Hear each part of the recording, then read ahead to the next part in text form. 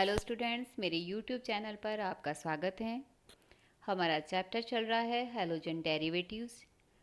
पिछली वीडियो में हमने न्यूक्लियोफिलिक सब्स्टिट्यूशन रिएक्शंस की मैकेनिज्म, उसके टाइप्स और कुछ एग्जांपल्स स्टडी किए थे।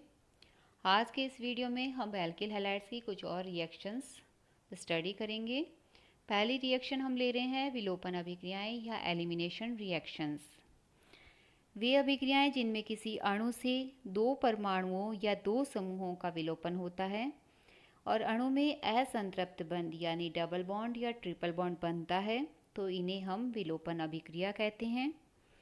एल्किल हैलाइड से अल्कोहलिक KOH की क्रिया करवाते हैं तो HX अणु का विलोपन होता है। HX अणु का निकलना, इसे हम कहते हैं विहाइड्रोहैलोजनीकरण। यदि हम ले रहे हैं क्लोरोएल्केन, तो जिस कार्बन से हैलोजन जुड़ा हुआ है वो हमारा अल्फा कार्बन, उसके पास वाला जो कार्बन होगा वो होगा बीटा कार्बन।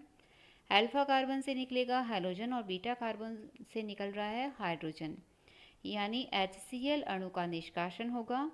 वैलेंसीज कंप्लीट करने के लिए यहाँ बन जाएगा डबल बॉन्ड, तो हमारा प्रोडक्ट क्या बन गया? एल्कीन। यानी विलोपन अभिक्रिया के द्वारा एल्किल हैलाइड से हमें प्राप्त होता है एल्कीन। कुछ और रिएक्शंस हमने इसके एग्जांपल्स लिए हैं। यदि हम एथिल ब्रोमाइड की क्रिया करवाते हैं अल्कोहलिक KOH के साथ, HBr अणु का निष्कासन होगा और प्रोडक्ट हमें मिलेगा एथीन। यदि हम ले रहे हैं 2 ब्रोमोप्रोपेन, अल्कोहलिक KOH के साथ रिएक्शन करवाई, HBr अणु का निष्कासन होगा, डबल बॉन्ड बन जाएगा, प्रोडक्ट हमारा बन जाएगा प्रोपेन। विलोपन अभिक्रिया के लिए एल्किल हैलाइड्स की क्रियाशीलता का क्रम क्या होगा? 3 डिग्री एल्किल हैलाइड्स सबसे ज़्यादा सक्रिय हैं, 2 डिग्री एल्किल हैलाइड्स उससे कम और 1 डिग्री एल्किल हैलाइड की सक्रियता सबसे कम है विलोपन अभिक्रिया के लिए। यदि हम एल्किल समूह समान ले रहे हैं, हैलोजन्स अलग अलग है, तो सीक्वेंस क्या होगा रिएक्टिविटी का? एल्किल आयोडाइड सबसे ज़्यादा रिएक्टिव होंगे, एल्किल ब्रोमाइड उससे कम, एल्किल क्लोराइड उससे कम और एल्किल फ्लोराइड सबसे कम सक्रियता दिखाएंगे। इसका रीजन हम पहले देख चुके हैं। एल्किल आयोडाइड्स में क्या होता है? आयोडाइड का आकार बड़ा है, इसलिए RI बॉन्ड की बॉन्ड लेंथ सबसे ज़्यादा है, बॉन्ड स्ट्रेंथ सबसे कम है, तो इस बॉन्ड को इजीली ब्रेक किया जा सकता है, इसलिए एल्किल आयोडाइड सबसे ज़्यादा सक्रियता दिखाते हैं। नेक्स्ट हमें पढ़ना है सेदजेव का नियम। यदि किसी एल्किल हैलाइड की विलोपन क्रिया से दो प्रकार की एल्कीन बन रही है, तो वह एल्कीन अधिक मात्रा में बनेगी जिसमें प्रतिस्थापी एल्किल समूहों की संख्या अधिक होती है। यदि हम रिएक्शन देख रहे हैं, कोई रिएक्टेंट लिया हमने 2 bromo 2 Maithil butane, alcoholic KOH के साथ रिएक्शन करवा रहे हैं, विलोपन अभिक्रिया होगी। तो जिस कार्बन से Br जुड़ा है वो तो है हमारा अल्फा कार्बन और उसका निकटवर्ती कार्बन कहलाता है बीटा कार्बन। यहाँ पर बीटा कार्बन 3 हो सकते हैं। यदि इस बीटा कार्बन से हाइड्रोजन का निष्कासन होता है तो प्रोडक्ट हमारा बनेगा 2 मैथिल 2 ब्यूटीन, और यदि इस बीटा कार्बन से हाइड्रोजन का निष्कासन होता है तो प्रोडक्ट बनेगा 2 मैथिल 1 ब्यूटीन। यहाँ पर डबल बॉन्ड बन जाएगा। अब इन दोनों एल्कीन में से कौन सी एल्कीन ज़्यादा मात्रा में बनेगी, ये हमें सेदजेव का नियम बताता है। हमें यह देखना है कि कौन से एल्कीन में डबल बॉन्ड से जुड़े हुए कार्बन पर प्रतिस्थापी एल्किल समूह ज़्यादा है। इस एल्कीन में देखिए 1, 2 और 3 डबल बॉन्ड से जुड़े हुए कार्बन पर 3 एल्किल प्रतिस्थापी ग्रुप जुड़े हुए हैं और इस एल्कीन में कितने जुड़े हुए हैं? 1 और 2, यानी इस एल्कीन में डबल बॉन्ड से जुड़े हुए कार्बन पर प्रतिस्थापी एल्किल समूह की संख्या अधिक है, तो ये हमारा होगा मेजर प्रोडक्ट और ये होगा माइनर प्रोडक्ट। ये हमें सेदजेव के नियम से पता चलता है। ये तो थी एल्किल हैलाइड्स की विलोपन अभिक्रियाएं। नेक्स्ट हम लेंगे एल्किल हैलाइड की धातुओं के साथ अभिक्रिया। पहली अभिक्रिया हम ले रहे हैं वुड्ज अभिक्रिया। हैलो एल्केन के दो अणु शुष्क ईथर की उपस्थिति में सोडियम धातु से क्रिया करवाते हैं तो हमें एल्केन प्राप्त होता है। हम ले रहे हैं RX, एल्किल हैलाइड के दो अणु सोडियम के साथ रिएक्शन करवा रहे हैं ड्राई ईथर की प्रेजेंस में। यहाँ से निकल जाएगा NaX और दोनों एल्किल समूह को जोड़ दीजिए, यहाँ पर हमें प्राप्त होगा एल्केन। यदि हम ले रहे हैं मैथिल आयोडाइड, दो अणु लिए हमने मैथिल आयोडाइड के, सोडियम के साथ रिएक्शन करवा रहे हैं ड्राई ईथर की प्रेजेंस में। NaI निकल जाएगा और प्रोडक्ट हमें मिलेगा एथेन। दोनों जो मैथिल ग्रुप है उनको जोड़ दीजिए, प्रोडक्ट हमारा बन जाएगा एथेन प्लस 2 NaI। यदि हम यहाँ पर दो भिन्न भिन्न एल्किल हैलाइड लेते हैं तो हमें एल्केन का मिश्रण प्राप्त होता है। फॉर एग्जाम्पल, हमने एक एल्किल हैलाइड लिया RX, दूसरा लिया है R-X, यानी दोनों में एल्किल समूह डिफरेंट है। तो कौन से हमें प्रोडक्ट बनेंगे? यदि R और R जुड़ते हैं तो ये एल्केन बनेगा।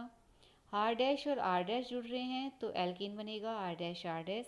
यदि एक R और एक R' जुड़ रहे हैं तो हमें एल्केन मिलेगा R-R'। फॉर एग्जाम्पल, यदि हम ले रहे हैं क्लोरोमैथेन और क्लोरोएथेन, सोडियम की रिएक्शन करवा रहे हैं ड्राई ईथर की प्रेजेंस में, तो वुर्च अभिक्रिया के द्वारा हमें एल्केन का मिश्रण प्राप्त होगा। दो मैथिल जुड़ेंगे तो बनेगा एथेन, दो एथिल समूह जुड़ेंगे तो बनेगा ब्यूटेन, और एक एथिल और एक मैथिल जुड़ेंगे तो बनेगा प्रोपेन। यानी डिफरेंट एल्किल हैलाइड्स लेते हैं तो एल्केन का मिश्रण प्राप्त होता है। ये तो थी वुर्च अभिक्रिया। सेकंड रिएक्शन है इसकी लिथियम के साथ अभिक्रिया। एल्किल हैलाइड की लिथियम के साथ अभिक्रिया करवाते हैं तो बनता है एल्किल लिथियम। फॉर एग्जाम्पल, हम ले रहे हैं यहाँ पर एथिल क्लोराइड, रिएक्शन करवा रहे हैं लिथियम के साथ तो प्रोडक्ट बन रहा है ethyl lithium C2H5Li plus LiCl। ये जो एथिल लिथियम बन रहा है वो ऑर्गेनोमेटलिक कंपाउंड है। ऑर्गेनोमेटलिक कंपाउंड किसे कहते हैं? ऐसे कंपाउंड जिसमें मेटल और किसी ऑर्गेनिक समूह के कार्बन के बीच में बॉन्ड उपस्थित होता है उन्हें हम कहते हैं कार्बधात्विक यौगिक या ऑर्गेनोमेटलिक कंपाउंड। नेक्स्ट रिएक्शन है जिंक के साथ अभिक्रिया। एल्किल हैलाइड जिंक के साथ अभिक्रिया करके फ्रैंकलैंड अभिकर्मक बनाते हैं। RX हमने लिया है एल्किल हैलाइड, क्रिया करवा रहे हैं इसकी जिंक के साथ, प्रोडक्ट बनेगा RZnR डाई एल्किल जिंक, जिसे हम कहते हैं फ्रैंकलैंड रिएजेंट प्लस ZnX2। यदि हम ले रहे हैं एथिल ब्रोमाइड जिंक के साथ रिएक्शन करवा रहे हैं तो प्रोडक्ट क्या बनेगा? Die ethyl zinc plus ZnBr2। ये है हमारा फ्रैंकलैंड अभिकर्मक। ये भी एक प्रकार की ऑर्गेनोमेटलिक कंपाउंड्स हैं क्योंकि इनमें भी मेटल और ऑर्गेनिक ग्रुप के कार्बन के बीच में बॉन्ड उपस्थित हैं। नेक्स्ट रिएक्शन है एल्किल हैलाइड की मैग्नीशियम धातु के साथ अभिक्रिया।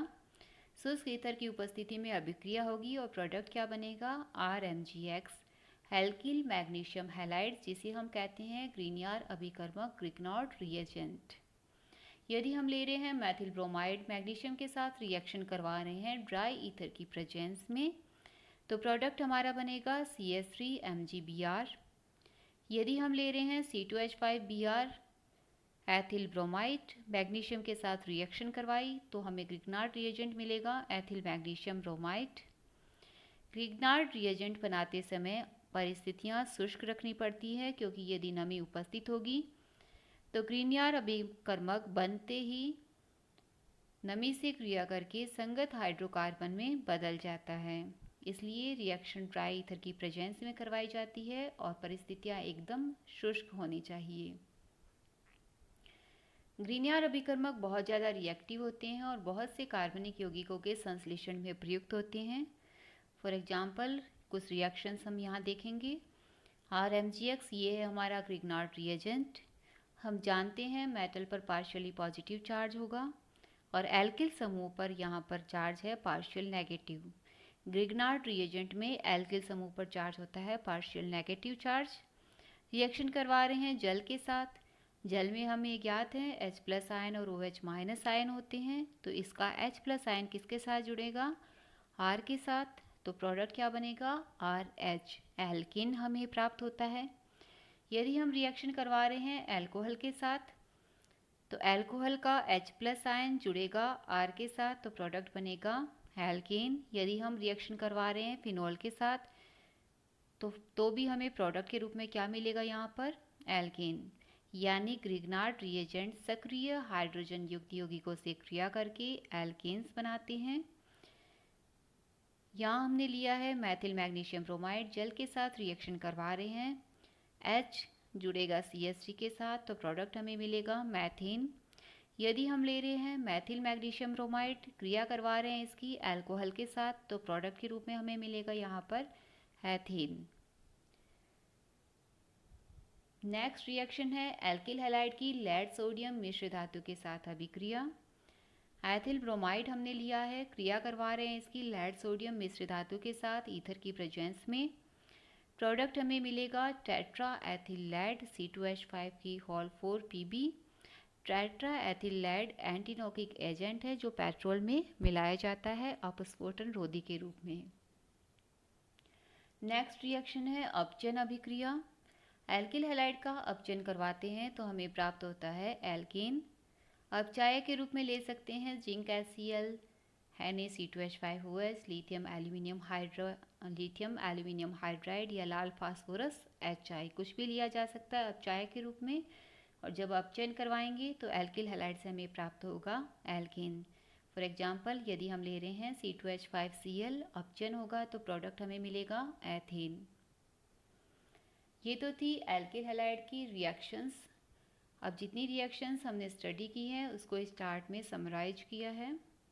See the chart. First reaction alkyl halide की हम करवा रहे हैं जलीय KOH या AgOH या Ag2O के साथ क्रिया करवाते हैं, न्यूक्लियोफिलिक सब्स्टिट्यूशन होगा और प्रोडक्ट हमें मिलेगा अल्कोहल। यदि रिएक्शन करवाते हैं सोडियम और शुष्क ईथर के साथ, अभी हमने पढ़ी रिएक्शन वुर्च अभिक्रिया, प्रोडक्ट बनता है एल्केन। यदि रिएक्शन करवाते हैं मैग्नीशियम और शुष्क ईथर के साथ तो प्रोडक्ट बनता है ग्रिग्नार्ड रिएजेंट RMgX। यदि एल्किल हैलाइड की क्रिया करवाते हैं जिंक और ईथर के साथ तो प्रोडक्ट बनता है RZNR Frankland reagent, dialkyl zinc बनता है जिसे हम कहते हैं फ्रैंकलैंड रिएजेंट। यदि क्रिया करवाते हैं सोडियम एल्कोक्साइड के साथ तो विलियमसन ईथर संश्लेषण के द्वारा प्रोडक्ट हमें मिलता है ईथर। यदि रिएक्शन करवाई जाती है KNO2 के साथ तो प्रोडक्ट बनता है एल्किल नाइट्राइट। और यदि रिएक्शन करवाते हैं एल्किल हैलाइड की AgNO2 के साथ तो प्रोडक्ट बनता है नाइट्रो एल्केन। ऐसा क्यों होता है ये हम पहले वीडियो में पढ़ चुके हैं। नेक्स्ट है यदि एल्किल हैलाइड की क्रिया करवाते हैं KCN के साथ तो प्रोडक्ट बनेगा एल्किल साइनाइड। और यदि रिएक्शन करवाते हैं AgCN के साथ तो प्रोडक्ट बनता है एल्किल आइसोसाइनाइड। यदि रिएक्शन करवाते हैं KSH या NaSH के साथ तो बनते हैं एल्केन थायोल। यदि रिएक्शन करवाते हैं एल्किल हैलाइड की K2S या Na2S के साथ तो प्रोडक्ट बनता है थायो ईथर RSR। यदि एल्किल हैलाइड की क्रिया करवाते हैं अमोनिया के साथ तो बनेगा 1 डिग्री एमीन। और यदि हमने एल्किल हैलाइड आधिक्य में लिया है तो रिएक्शन कंटिन्यू चलेगी और हमें 1 degree, 2 degree amine, 3 degree amine और चतुस्क अमोनियम लवण का मिश्रण प्राप्त होता है। यदि हम एल्किल हैलाइड का अपचयन करवाते हैं तो प्रोडक्ट बनेगा एल्केन। यदि विलोपन अभिक्रिया करवाई जाती है अल्कोहलिक KOH की प्रेजेंस में तो एल्किल हैलाइड से बनेंगे एल्कीन्स, डबल बॉन्ड या ट्रिपल बॉन्ड आ जाएगा, एल्कीन बनेंगे। यदि हम रिएक्शन करवा रहे हैं बेंजीन के साथ निर्जल AlCl3 की प्रेजेंस में तो फ्रीडेल क्राफ्ट एल्काइलेशन होगा और प्रोडक्ट बनेगा एल्किल बेंजीन।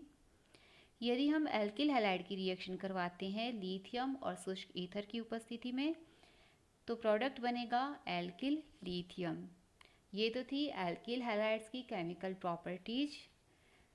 नेक्स्ट वीडियो में हम डाई हैलो एल्केन्स शुरू करेंगे। Thanks for watching my video.